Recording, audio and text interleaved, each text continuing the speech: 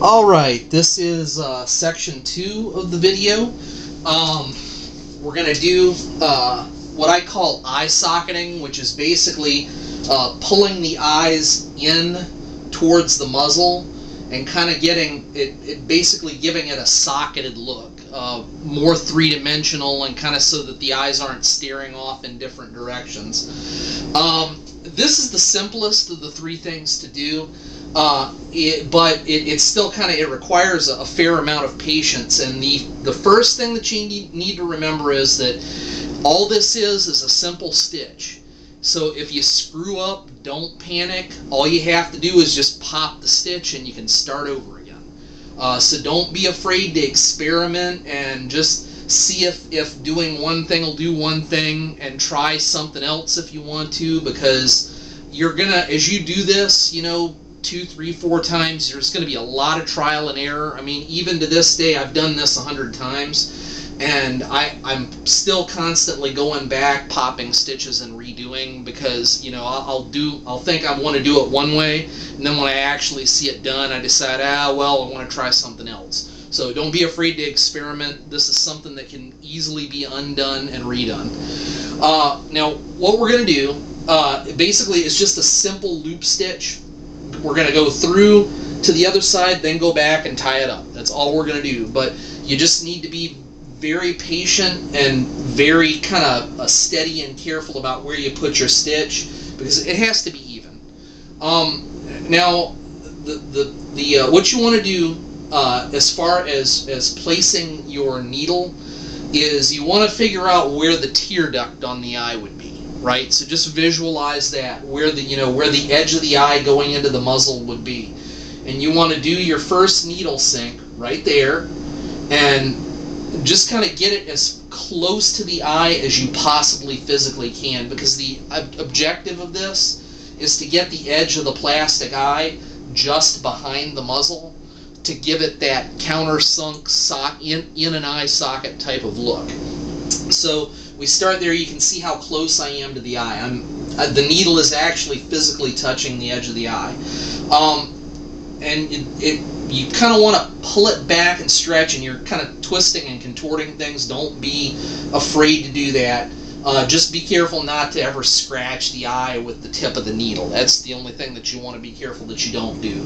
Now, you kind of bring it through and try to hit the same place on the opposite end where the eye is. Again, as close as physically possible to the eye. And you see I'm kind of bending the eye itself back to make that easier. But you see it's coming right through in exactly the same spot right there on the other side. And you know, when I made that look easy because, like I said, I've done it 100 times and it's real easy for me. But you know, you're going to find yourself missing and missing and missing. Don't get frustrated. Don't freak out. Just pull the needle back and try again. And like I said, just kind of be careful. The only thing you want to be careful of is just don't scratch the eye with the tip of this needle, because once you scratch that plastic, the scratch never comes out. So just be careful of that. You might, if it makes you more comfortable, try putting a piece of tape over the eye so that at least if you hit it, you're scratching the tape, not the eye. So I got it through to that side. Now, what I want to do is drop the needle down just a few millimeters underneath that, so that you've got, you know, you want to try to kind of keep it in the same place going back through, so it's a nice sharp pull, but you still need to grab a little bit of fabric to hold on to. So, you know, just maybe 3 or 4 millimeters is all you need. But again, get it as close to the eye as humanly possible, because you want to get the edge of that eye and get it in. Okay, so now we're going to do the same thing. We're going to go right across here again and try to hit exactly the same spot on the opposite side. And I'm hitting the back of the eye here. Hold on. Okay, that's almost perfect, but not quite. There we go. Okay, so I got it on this side. And you see there, I had to kind of pull it back a couple of times to hit that sweet spot. But, you know, not a big deal. Okay, all the way through, and now, so we're done with the needle itself at this point. I can go ahead and cut the strings. Now, At this point, of course, you know, it's a standard thing to double the thread over when you thread a needle. So I've actually got 2 lengths of thread through here. You can see them. There's 1, there's 2, there's 3, there's 4 ends. So there's actually two separate pieces of thread going through there. Now, you can make a personal choice about what's more comfortable for you doing this. If you want to keep both lengths of thread for more strength, you can do that. It's just a little bit more difficult tying the knot. If it were a small bear, I would just go with 1. It'll be more than enough, but this is a big girl. We just went through a lot of stuffing, and I'm going to pull it tight, so I'm going to do 2. Just make sure that you don't get the ends mixed up. Otherwise, your knot's going to be a mess. Make sure that you've got the same 2 together with each, you know, so that you don't cross them. All right, now we're just going to do... my old bear making instructor used to call this the teddy bear twist. Basically, we're just doing a simple knot, but instead of just going through once, you're going to go through, you know, several times. And we're going to tie this twice. I crossed this like 5 times on that. 5 or 6 times I just did. So we're going to pull that 2. And we're going to kind of, we're going to get some tension in there. Get those 2 ends kind of pulled in. Okay, so you see now, okay, I just pulled them together, really pulled them tight. And now you see those eyes are actually pulled just a little bit behind the edge of the muzzle.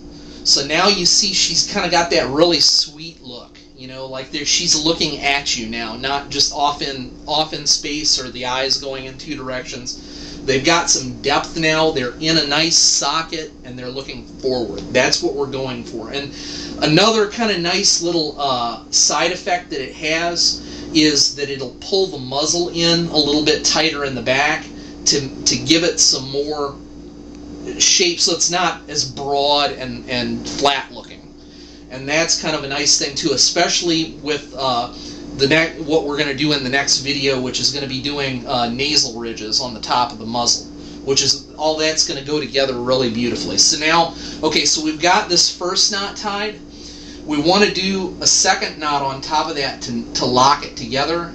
And you need to be really careful when you do this. Now, it's easy on this girl because she's got short fur around her eyes, so I'm not going to have a problem with that. But if you're doing a bear that just has long fur all around the eyes, you need to make sure that the fur fibers do not get into the knot, because that'll screw you all up. It'll separate the 2 layers of the knot, and it'll wind up coming loose at a later time. So you just want to make sure that all the way down that knot is nice and clear and there's no fur in it. So I got that locked down. Now I said in the first video you need a good pair of scissors. I really should have been a little bit more specific at the time. When you're doing stuff like this, you need a really, really good pair of surgical scissors. You can go on eBay and buy a pair of surgical scissors like this for $3 or $4. There are tons of sellers that just do surplus medical equipment. You can get used ones or whatever. You know, they're made in Pakistan. They're cheap. But, you know, just a good pair of stainless steel surgical scissors. You can get them straight. I like the angled because it kind of helps me get into tight crevices here. But you want to just kind of gingerly get in there and try to cut.